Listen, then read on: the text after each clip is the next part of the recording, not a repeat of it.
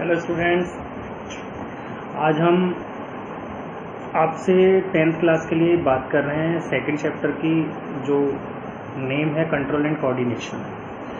It is very most important chapters, क्योंकि इसके अंदर काफ़ी सारे ऐसे पॉइंट्स हैं जो आपकी बॉडी या ह्यूमन बॉडी से रिलेटेड हैं कि वो स्टिम्यूल्स के अकॉर्डिंग किस तरह से अपनी सेंसिटिविटी शो करते हैं, क्या क्या ऐसा रीज़न होता है जिसके द्वारा वो वर्क करते हैं। तो हम इसी टॉपिक पर आज आपसे बात करते हैं। चैप्टर का नेम है कंट्रोल एंड कोऑर्डिनेशन। एनसीईआरटी के अकॉर्डिंग ये 7 चैप्टर है, और जबकि रेफरेंस बुक के अकॉर्डिंग ये बायोलॉजी का 2nd चैप्टर है। तो हम कंट्रोल और कोऑर्डिनेशन में बात करें तो हमारे लिए सबसे मेन चीज़ होती है कि कंट्रोल और कोऑर्डिनेशन आखिर होता क्या है। तो हम कंट्रोल और कोऑर्डिनेशन के बारे में समझते हैं। हम जानते हैं कि सभी जो भी ऑर्गेनिज्म होते हैं उनमें कुछ ना कुछ सेंसिटिविटी होती हैं, और उसी सेंसिटिविटी के कारण ही वो एनवायरनमेंट के एक्सटर्नल और इंटरनल सारी चीज़ों को सेंस कर सकते हैं, पता लगा सकते हैं कि ये एनवायरनमेंट में आखिर हो क्या रहा है, एनवायरनमेंट में किस तरह से कार्य हो रहे हैं, एनवायरनमेंट में कौन सी चीज़ आ रही है, जा रही है। ये सारी चीज़ें वो अपने सेंस ऑर्गन्स के द्वारा पता लगा सकते हैं। तो इन परिवर्तनों या एनवायरनमेंट में होने वाले चेंजेस को ही सेंस करने की जो प्रक्रिया है, उसी को ही हम कंट्रोल एंड कोऑर्डिनेशन कहते हैं। कंट्रोल ब्रेन द्वारा किया जाता है और कोऑर्डिनेट ब्रेन के द्वारा सेक्रेट किए गए हार्मोन्स के द्वारा किया जाता है। तो वातावरण में होने वाले जो एक्सचेंज हैं, जो चेंजेस हैं, उसको हम स्टिम्यूल्स कहते हैं। वातावरण में काफ़ी सारे चेंजेस होते हैं, जैसे कभी टेम्परेचर चेंज हो गया, कुछ प्रेशर चेंज हुए, क्लाइमेट चेंज हुए, रेन हो रही है, हीट है, कोल्ड है। ये काफ़ी सारे ऐसे चेंजेस हैं जो बार बार आते रहते हैं। तो ये चेंजेस ही स्टिम्यूल्स कहलाते हैं, और इन स्टिम्यूल्स के अकॉर्डिंग हमारे सेंस ऑर्गन्स की वर्क करने की प्रक्रिया ही हमारा रेस्पॉन्स कहलाती है, क्योंकि हमारे सेंस ऑर्गन इसी को सेंस करते हैं और वर्क करते हैं, उसी चीज़ को ही हम रेस्पॉन्स कहते हैं। जीवों में एक्सटर्नल इंटरनल एनवायरनमेंट के बीच संतुलन या तालमेल बनाए रखने की क्षमता को ही हम नियंत्रण या होमियोस्टेसिस कहते हैं। मैं फिर बता देता हूँ, जीवों में एक्सटर्नल और इंटरनल एनवायरनमेंट के बीच संतुलन या तालमेल बनाए रखने की प्रक्रिया ही कंट्रोल या होमियोस्टेसिस कहलाती है, तथा सामान्य स्थिति बनाए रखने की जो प्रतिक्रियाएं होती हैं कि इनके बीच हमारी स्थिति जो सामान्य बनी रहे, उसी को ही हम कोऑर्डिनेशन कहते हैं। तो ये हमारा कंट्रोल और कोऑर्डिनेशन था। अब हम बात करते हैं कि मानव में कंट्रोल और कोऑर्डिनेशन कैसे होता है। कंट्रोल इन ह्यूमन हम बात करें तो मानव में कंट्रोल तथा कोऑर्डिनेशन नर्वस सिस्टम तथा मस्कुलर टिश्यू द्वारा होता है। मनुष्य में कोऑर्डिनेशन हमारे नर्वस सिस्टम या हमारी बॉडी में पाए जाने वाले मस्कुलर टिश्यूज द्वारा होता है, क्योंकि मस्कुलर टिश्यूज हमको बताते हैं कि हमको किस तरह से सेंस करना चाहिए, क्योंकि जो हमारे सेंस ऑर्गन्स हैं वो हमारी मसल से जुड़े रहते हैं, और मसल से जुड़े होने के कारण उनकी जो प्रतिक्रियाएं हैं या उनसे यानी एनवायरनमेंट से आने वाली जो इन्फॉर्मेशन हमारे मस्कुलर टिश्यू से होती हुई हमारे ब्रेन तक ट्रांसफ़र कर दी जाती है। तो हम पहले बात करते हैं नर्वस सिस्टम में ह्यूमन बीइंग। तो नर्वस सिस्टम क्या है? नर्वस सिस्टम केवल जंतुओं में ही होता है, पौधों में नर्वस सिस्टम नहीं पाया जाता, प्लांट्स में नर्वस सिस्टम होता ही नहीं है। ये तंतु ही शरीर में एक स्थान से दूसरे स्थान तक संवेदना पहुंचाते हैं।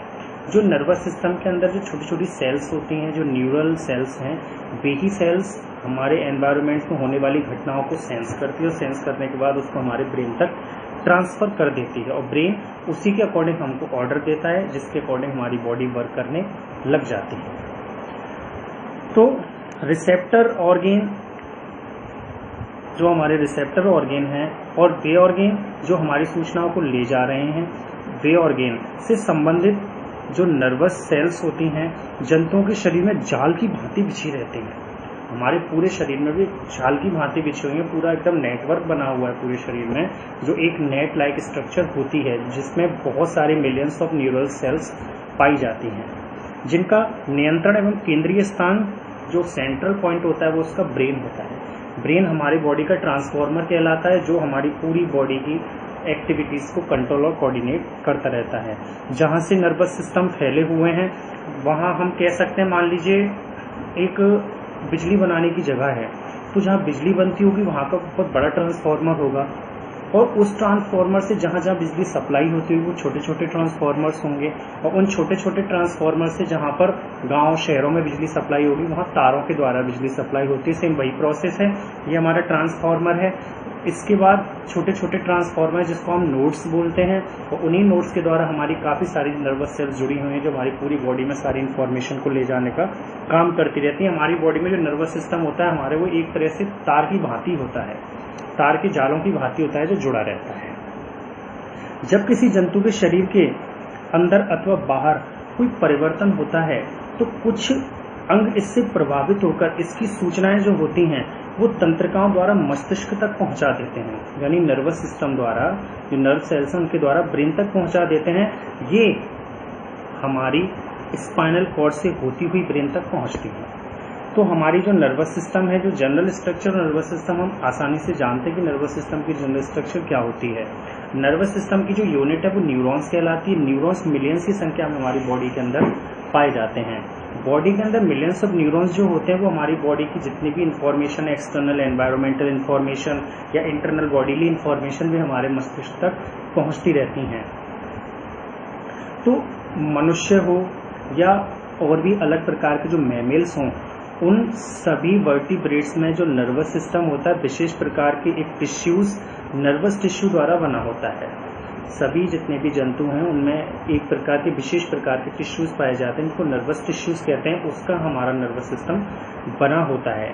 इस टिश्यू में अत्यंत जो जटिल सेल्स होती हैं, नर्व सेल्स होती हैं, जिनको न्यूरॉन्स कहा जाता है।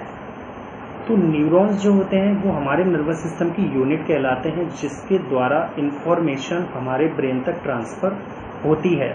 न्यूरॉन्स में 3 पार्ट होते हैं। पहला होता है सिटॉन जिसको आप सेल बॉडी बोलते हैं, दूसरा होता है डेंड्राइट्स और तीसरा होता है एक्सन। तो इस प्रकार हमारे नर्वस टिश्यू में या हमारे जो न्यूरॉन्स उसमें 3 सेल यानी 3 पार्ट्स पाए जाते हैं। तो साइटोन क्या होता है हमको, जिसको हम सेल बॉडी कहते हैं। तो आखिर होता क्या है, यह नर्वस सेल्स का मुख्य भाग होता है। यह नर्व सेल का मुख्य भाग होता है। इसमें एक न्यूक्लियस के चारों ओर साइटोप्लाज्म भरा रहता है, क्योंकि हम जानते हैं सेल में साइटोप्लाज्म होता है, तो उसी साइटोप्लाज्म को हम इसमें न्यूरोप्लाज्म के नाम से जानते हैं। साइटोप्लाज्म भरा होता है जिसमें छोटे छोटे प्रोटीन्स के कण भरे होते हैं जिनको हम नीजल ग्रैन्यूल्स बोलते हैं। इसी साइटोप्लाज्म में जो न्यूरोप्लाज्म मैंने आपको बताया, इसमें छोटे छोटे प्रोटीन के कण होते हैं जिसको हम नीजल ग्रैन्यूल्स बोलते हैं। उसके बाद डेंड्रॉन्स आता है। डेंड्रॉन्स क्या होता है, ये एक काइटन यानी सिटॉन जो हमारी सेल बॉडी है उसमें से छोटे छोटे तार लाइक स्ट्रक्चर निकली रहती है उसके सरफेस पे से, इसको हम डेंड्रॉन्स बोलते हैं। ये सारी सूचनाओं को एक्सेप्ट करने का काम करता है। उसके बाद हमारी एक्सॉन आती है। कोशिका जो साइटोन हमारा जो है उसके न्यूरिलेमा में बंद लंबा मोटा तथा एक बेलनाकार लाइन सी निकली होती है। हम कह सकते हैं प्रवर्ध जो 7 बने होते हैं, 7 जो सेल बनी होती है उसमें एक सेल लंबी हो जाती है जिसको हम एक्सॉन बोलते हैं। यह एक ऐसा लगता है कि मानो किसी ग्लैंड से जुड़ा हुआ, ये हमारी सीधी हम बात कह सकते हैं हमारी ज्ञानेंद्रियों से जुड़ा रहता है। जो हमारे सेंस ऑर्गन्स हैं उनसे ये जुड़ा रहता है, जिसके जहाँ से ये अपनी सूचनाओं को लेके आएगा, इन्फॉर्मेशन को वहाँ से लेगा और लेने के बाद मोटर नर्व सेल्स के अंदर ट्रांसफर करेगा। मोटर नर्व सेल जो होंगे वो न्यूरो हार्मोन्स बनाएंगी और ब्रेन में ट्रांसफर कर देंगे। इस तरह से हमको पता लगता है कि हमारे अंदर जो क्या नाम है, जो न्यूरॉन्स होता है उसके अंदर 3 पार्ट्स पाए जाते हैं। तो ये हमने आज इसमें सीख लिया।